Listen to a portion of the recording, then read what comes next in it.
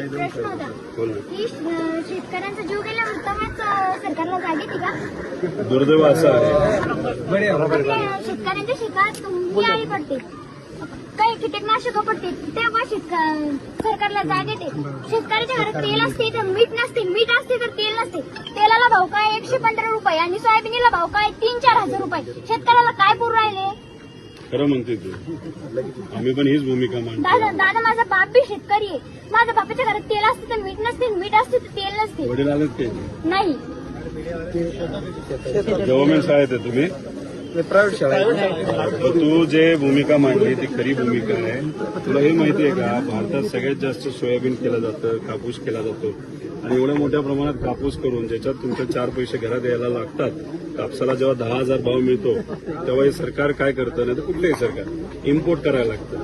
त्याचे भाव परत खाली पडतात आणि त्यात आपला शेतकरी झोपतो. तसंच सोयाबीनचं झालंय, कांद्याचं झालंय, सगळ्याच पिकाचं झालंय. तुम्ही जे फर्टिलायझर घेतात तुमचे वडील तुमच्या शेतासाठी तेव्हा टॅक्स असतो. वही आणायची असते दादा, तर पप्पा जर का म्हणलं माझ्या खिशात 10 रुपये नाही तर इतकं वाईट वाटतं. नको करू. आम्ही तीच भूमिका घेतोय. तुला एक माहिती का, मी विरोधी पक्षातला आमदार आहे, पण मी जर आज निर्णय घेतला असता, नाही तर काल निर्णय घेतला असता, तर मी आज मंत्री सुद्धा झालो असतो, नाही तर पदाधिकारी झालो असतो. पण मी या सरकारबरोबर का नाही जात? हे सरकार युवांच्या विरोधात आहे, शेतकऱ्यांच्या विरोधात आहे, मजुराच्या विरोधात आहे, महिलांच्या विरोधात आहे.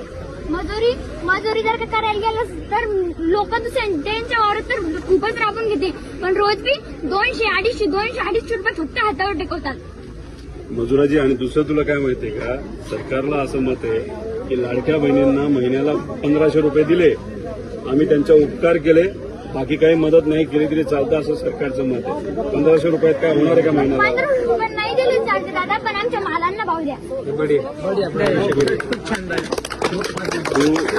पण तू आता कितवीत आहेस? 8वी बरं, आता 11वी 12वी कुठून करणार? 11वी 12वी पप्पा आमची एकच शेती, तर पप्पा म्हणजे चांगलं मोठ्या कॉलेजात घ्यायचं. तुझ्या घरचा काका मामा भाऊ मोठा आहे का कोणी?